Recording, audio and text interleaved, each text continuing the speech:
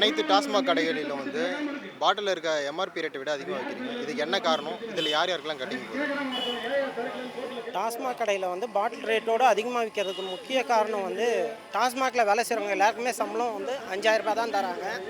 அது இல்லாமல் சம்பளம் வந்து பற்றாக்குறை, அந்த சம்பளத்தை வந்து குடும்பம் நடத்த முடியல.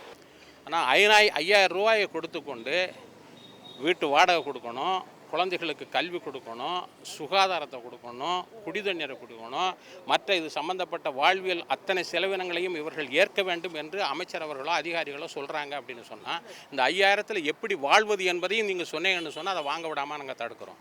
நான் வந்து 2003 டிசம்பரில் டாஸ்மாகில் வேலைக்கு சேர்ந்தேன்.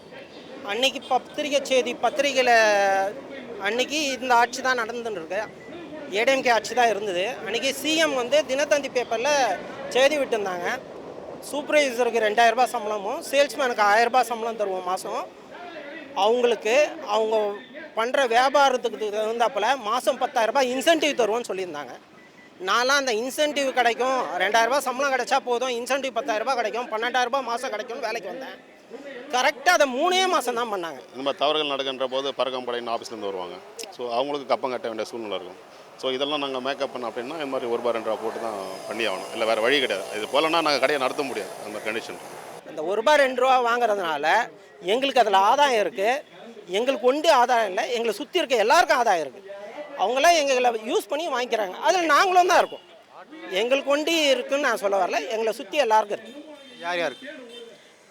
எங்கள் அதிகாரிகள் எல்லாருக்கும் இருக்குது. திடீர்னு ஆய்வு மேற்கொள்ளும் போது வந்து எங்கள் மேலே வந்து வீண் சுப்பு பண்ணி போடும்போது நாங்கள் ஏதோ கப்பம் கட்டி அவங்கள வந்து மறைச்சு அனுப்ப வேண்டிய சூழ்நிலை வருது. அதிகாரிகள் ரெய்டுன்னு வந்தாங்கன்னு சொன்னால் அதைத்தான் நிர்வாகத்தில் ஊழல்னு சொல்கிறேன். நான் வந்தாங்கன்னு சொன்னால் முதல்ல ஒரு கவரை கேட்குறாங்க, இவ்வளோ பணம் கொடுங்கன்னு சொல்லி கேட்குறாங்க. அதற்காகவே லஞ்சம் கொடுத்தே வராங்க. இங்கே பல்வேறு துறைகள்லேருந்து இங்கே வர்றவங்க முழுவதுமே லஞ்சம் கொடுத்தே இங்கே வராங்க. ஏன்னு சொன்னால் இங்கே சம்பாத்தியம் பண்ணலான்னு அவன் நேரடியாக போய் கஸ்டமர்கிட்ட போய் அவங்க போய் வாங்க மாட்டாங்க, முடியாது, வாய்ப்பு இல்லை. அதனால் இவர்களை அந்த லஞ்சம் பெறுவதற்கு உண்டான ஒரு மெஷினரியாக, ஒரு கருவியாக, ஒரு இடைநிகழ் ஒரு இதாக வைத்துக்கொண்டு அவர்கள் வந்து பண்ணிக்கிட்டு இருக்காங்க. சரக்கு வந்து கடையில் இறங்குது பாருங்கள், அந்த இறக்குற கூலி நாங்கள் தான் கொடுக்கணும். டிபார்ட்மெண்ட் கொடுக்கறதே இல்லை. கேட்டால் நீங்கள் கொடுக்காதேன்னு சொல்கிறாங்க. நீங்கள் கொடுக்காதீங்க, நாங்கள் கொடுத்துருவோன்னு சொல்கிறாங்க. நாங்கள் கொடுக்காத இருந்தால் வர பாட்டில் திருட்டு போயிடும். அதே மாதிரி ஒவ்வொரு கடையில் நடக்கிற அந்த ஏர் கூலர் ப்ராப்ளம் நடந்ததுன்னா அதுக்கும் நாங்கள் தான் பணம் போட்டு ஆகணும். சரக்கு இறக்கிறதுலேருந்து ஏற்றுற வரைக்கும் எல்லாமே எங்கள் தான் கை காசு போட்டு தான் கொடுக்க வேண்டிய சூழ்நிலை இருக்குது. அதனோட சமாளிக்கிறதுக்காக தான் அந்த எக்ஸ்ட்ரா அந்த ₹2 வச்சு வைக்கிறது. இல்லீகலாக நமக்கு தேவையான சரக்கு நம்ம வேணும்னா நம்ம எதனா கவுன்ச்சா ஒண்டி தான் கிடைக்கும், இல்லைன்னா அந்த சரக்கு வர போகிறதில்ல. ஒன்று முக்கியமான விஷயம், எல்லா ஹோட்டல்லையும் போனீங்கன்னா கிங்ஃபிஷர் பீர் கிடைக்கும். இப்போ நீங்கள் கஸ்டமரே கேளுங்களேன், கேட்குற சரக்கு கொடுக்க மாட்டேன்றான்னு. எல்லா ஹோட்டலும் போனால் கிங்ஃபிஷர் பீர் கிடைக்கும். ஒரு டாஸ்மாகில் கூட கிங்ஃபிஷர் பீர் வாங்க முடியாது. இப்போ வர்றது வெயில் காலம், நீங்கள் ட்ரை பண்ணி பாருங்கள், ஒரு 20,000 ஒரு மொக்க பீர் இருக்கும், கிங்ஃபிஷர் பீரே இருக்காது. அதுக்கு முக்கிய காரணம் என்னன்னா எல்லாமே ஹோட்டலுக்கு போயிடுது. எங்களோட ஹோட்டல் பில்லிங் கம்மி தான். நாங்கள் ₹120 டாஸ்மாக் தரோம் ஒரு கிங்ஃபிஷர் பீரு.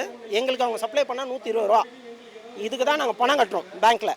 ஆனால் ஹோட்டலில் பார்த்தீங்கன்னா எங்களோட ₹10 ₹20 அவன் கம்மியாக தான் இருக்கும். அவன் ₹100 தான் அந்த பீரே வாங்குவான். ஆனால் அவனுக்கு தான் சப்ளை பண்ணுவாங்க.